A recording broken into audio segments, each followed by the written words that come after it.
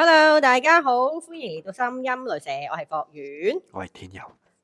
你把聲咁衰嘅。呢一集我哋講動物傳心咧，咁我亦都會免費送出5個名額，就係幫大家嘅動物做一個簡單嘅傳心嘅。咁就喺留言度打返你個動物嘅名喺度啦，咁我哋就會隨機抽籤，抽出5位去做呢個免費嘅動物傳心。就係其中一個學生啦，咁佢又上緊1對1去上堂嘅。咁嗰陣時就覺得佢都好適合做動物傳心喎，咁樣咁就建議佢就不如讀下啦咁樣。咁讀咗3堂咯。咁佢自己本身好中意狗狗嘅，屋企都好似有4-5隻狗，我諗幾隻狗係啦。佢每一堂咧就帶一隻狗過嚟，咁其實都係教佢一啲簡單方法啊，點樣同隻狗去溝通啊，佢心諗緊啲乜啊。咁我叫佢，喂，你唔好再帶自己啲狗嚟啦，你咁熟你啲狗。咁你又唔知究竟其實係咪真係你自己識佢多啊，定係真係傳到心嘅？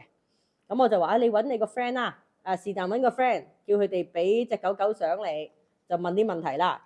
最好隻狗係你唔識添，係啦。咁佢又叫咗個 friend 啦，就攞幅相，連隻狗名佢都冇㗎，得幅相嘅啫。係啦，咁隻狗係咩性格乜都唔知嘅。咁我哋好搞笑地咧，一睇嗰幅相，第一句收到嗰個信息就係食屎啦，你走開啊！嗰種比較惡死嘅一種感覺，同埋好似係會吠人啊，比較唔友善啦。咁佢就睇下個 friend 問啲咩問題先咁樣。咁個 friend 就第一句就問啦，點解狗狗咁唔友善嘅？點解佢成日都吠人咧？佢已經發生咩事？咦，對應喎，同我哋第一句收到嘅信息係。好啦，咁我哋就睇到，原來佢應該唔係。即係佢係應該係領養翻嚟嘅，係啦，佢應該唔係第一手主人，同埋佢之前咧應該係受過某啲嘅言語上嘅創傷，係啦。咁但係呢樣嘢當然要問翻主人係咪啦。主人話：咦係喎，佢係領養翻嚟嘅喎咁樣。咁但係最爆嘅位喺邊咧？咁我就叫個同學試下啦。嗱，你而家試下同呢隻狗狗去溝通啦，睇佢有咩同你講，同埋。就你有邊個人你係最中意同埋最唔中意㗎咁樣啦。咁佢咧傳緊心嘅時候，突然間聽到個名就叫傻強，係啦，呢個名我真係好記得，阿傻強。咁佢就話佢中意傻強，但係亦都好唔中意傻強。咁我就咁得意嘅，會唔會真係去聽到個名咧？真係 exactly 有個人叫傻強咧？呢啲睇戲先有嘅啫，呢個名係咪先？好啦，咁就問點解你會中意呢個人，但係又唔中意呢個人咧？咁佢個俾個同學仔嘅感覺就係話呢個人好似佢個前主人咁樣傻傻地嘅，而令呢個人咧亦都係令到佢有愛有恨嘅一種感覺，令佢回想起佢以前前主人點樣對佢，但係亦都係一個以前可能佢 BB 仔嘅時候曾經俾過愛佢嘅一個主人咁樣啦。好啦，咁即刻打電話去問下啦，問下阿狗狗個主人，喂，你識唔識嗰人叫傻強啊？咁樣即係膽粗粗問下嘅啫，都係。咁主人話真係有個人叫傻強啊，但佢真係傻㗎。佢咧會對隻狗即係見過佢隻狗狗嘅時候咧，係會突然間黐咗線抱住佢隻狗飛奔走咗㗎，跟住即係疏疏地嗰啲啦，你當係。係啦，咁。真係傻傻地嘅喎又，咦咁又對應翻阿狗狗所講嘅嘢喎，最爆嘅就第2日發生啦。咁第2日咁其實上完堂啦已經，咁suppose 係已經冇同學仔冇再同阿狗狗溝通啦，係咪？第2日同學仔就同我講：喂，我今朝咧收到狗狗俾我嘅信息啊！佢好唔開心啊，狗狗。佢話佢好想抱住主人，好想個主人攬住佢啊。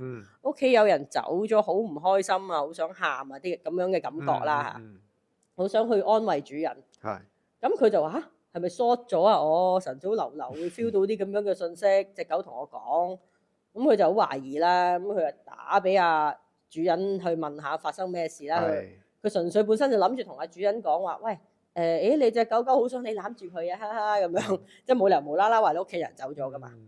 咁但係點知咧，主人就喊啦，就話原來咧屋企佢哥哥真係突然間暴斃咗，係都冇徵兆地突然間係暴斃。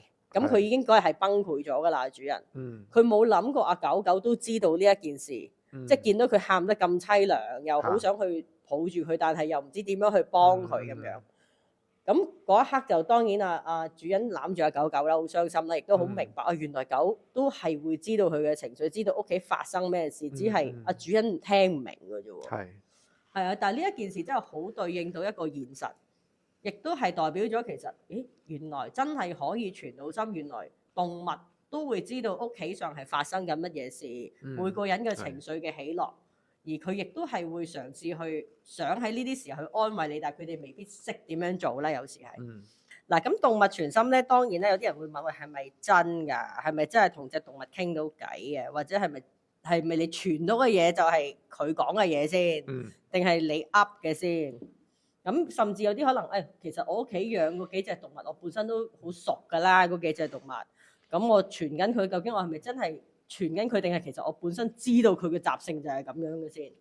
咁當然有好多呢啲問題嘅，同埋一隻狗嗱，狗嚟講咧，其實佢哋嗰個意識咧就比較簡單嘅，即係唔同人就好唔同嘅。我成日以為狗好複雜嘅添。點解你會覺得狗好複雜啊？狗係人類嘅朋友啊，應該佢哋即係好似人咁樣個頻率似咯。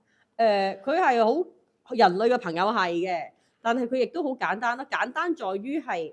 佢哋唔會話面一套個心有另外一套，跟住再底層啲個深層潛意識又有一套咁樣嘅。狗係通常得2層嘅啫，我多數見到。係啦，即係佢係中意你嘅咧，佢就係咁搖晒尾啊，對住你舐晒脷咁樣噶啦。佢唔中意你就另歪面咯，或者吠你咯。咁係咪貓複雜啲？貓係複雜啲㗎。真嘅。貓嗰個潛意識係基本上有3層，2至3層啦。哇！係啦，所以咧有時我哋去動物傳心啲貓嘅時候咧。佢會係面嗰陣，你同佢傾偈，佢話：哇，我唔中意我自己人，唔好煩我啦，唔好掂我啦。咁但係你再讀深一層，就會係你唔好唔理我啦，你最好望下我啦。即係表裏不一咁樣。係啊，會係咁樣嘅，咁會幾得意嘅。咁所以通常我哋教動物傳心就係會話翻俾佢聽，你讀緊第幾層，同埋你係需要理解佢邊一層嘅意識咧。有時唔需要讀得太深㗎嚇，因為太深嘅意識咧，其實隻動物自己都未必知嘅。係啦。咁你 get 到佢其實原來最核心嗰陣，原來係好唔中意某個屋企人，但係佢表面上都冇乜嘢嘅。係啦，你其實有時咁樣同佢傳完心之後咧，你會以為佢真係好唔中意你屋企人喎，但係又冇嘢喎，咁咪唔對應個現實咯。咁所以通常我哋都係第1、2層夠㗎啦，讀到。咁啊，另外有個 case 咧就比較得意啲嘅，即係關於一隻去世咗嘅貓貓嘅。係啊。呢單咧就其實都唔係好耐之前嘅啫，都係幾個月前啦。咁嗰陣時咧就有個人嚟問事嘅。咁佢就問我屋企咧有啲怪異嘢發生啊。即係無啦啦咧啲杯會飛落地啊，跟住有啲嘢又會喺張台度噗一聲咁就飛走咗啊咁樣。佢又本身過嚟問咧係咪有靈異嘢發生嘅。OK。係啦，咁嗰陣時我一睇係有啲靈異嘢嘅，咁我 feel 到係有啲靈異嘢嘅，但係咧又唔係 exactly 係一啲好惡嘅嘢嚟嘅。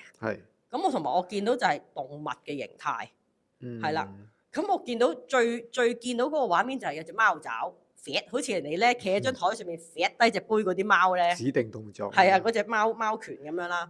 咁我就問佢：咦，你有冇養過貓㗎？咁樣。咁佢話有啊，不過都死咗1年幾啦，佢都老死㗎咁樣。我見到係隻貓爪咁樣就甩甩隻杯㗎喎。咁佢就開始喊啦嗰陣時，主人就話：原來佢嗰隻貓咧就嗰陣時係隻貓乸嚟嘅。咁啊養到16、17歲到啊先死嘅。咁嗰陣時其實阿貓乸咧都生咗好幾胎㗎。係啊，好多小朋友。咁當然生完小朋友佢就養唔到咁多，就派咗俾人啦。咁但係咁去到尾嘅時候，咁貓貓都好唔捨得屋企人咁樣走嘅。咁主人都幫佢做咗啲儀式啊，咁樣都已經變咗骨灰㗎啦。係啦。咁但係佢冇諗過貓貓仲喺屋企。而個重點就係咧，咁我就話：咦，其實你隻貓貓咧，佢即係1年啦，叫做火化咗啦。但係佢唔肯走有原因㗎喎，佢要等到你同個 BB， 你個 BB 至少要3歲。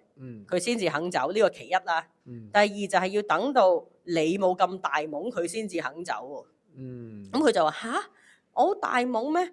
跟住之後我就話：你有冇試過有一次咧，係突然間張台有啲嘢飛跌落地，而驚醒咗你去留意到 BB 有危險咧咁樣啦嚇。咁佢就諗咗一諗，係好似有啲咁嘅發生過喎。佢話嗰陣時咧，阿 B B 大概好似半歲，係啦，半個月半歲大啦。係。咁佢就話嗰陣時佢喺廚房，阿 B B 就喺個廳度坐喺嗰啲 B B 凳度咁樣啦。咁咧佢就話突然間佢廚房喺度整緊嘢嘅時候咧，就唔知點解隔離嘅隻杯咧就自己飛咗落地。咁佢飛落地嘅時候，佢就好自然望住隻杯㗎啦，即係望住飛咗落地嗰隻杯啦。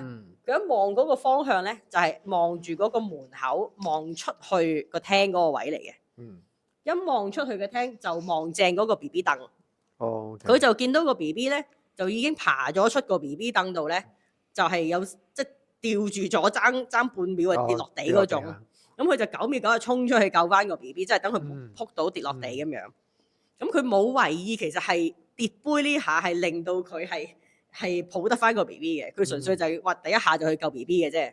係啊，其實唔淨止發生過呢單嘅喎。咁佢就諗一諗，係喎，好似次次咧有嘢飛落地，有啲嘢怪事發生嘅時候咧，都係一係咧佢唔記得熄火，一係咧就個小朋友 B B 有事，即係爭少少又出意外嘅時候，先至會出現呢啲怪異情況嘅喎。咁佢就即係開始係哇，原來阿貓貓走咗都會繼續係留喺屋企。咁佢嗰陣時有問過我嘅，其實可唔可以俾幫阿貓貓走啊咁樣？我話但係佢唔想喎，佢係極度唔想離開你哋呢家人喎，特別係唔想離開你呢個咁大懵嘅阿貓喎。嗱，呢句嘢係阿貓自己講㗎，唔想離開呢個大懵嘅阿媽。係啦，咁所以其實最後尾阿主人都話咁由佢咧，佢都知自己大懵㗎啦，都驚佢如果咁樣湊個 B B 法，應該可能未到3歲個 B B 嘅頭都冚爆幾次㗎啦。咁我話咁其實對佢影響又不大嘅，喺屋企其實都係保護緊佢同 B B 嘅啫。咁到其時其實貓貓去到某個位，佢自己覺得放心啦，咪先由佢走咯。你又唔使逼佢硬拚走佢嘅。咁但係好多時候我哋傳心咧，唔係話淨係傳在世嘅動物嘅，離開咗個動物都有佢嘅魂魄喺度嘅，都可以知道究竟佢有啲咩嘅諗法啊，究竟佢喺度係想守護啊，定係唔識行啊？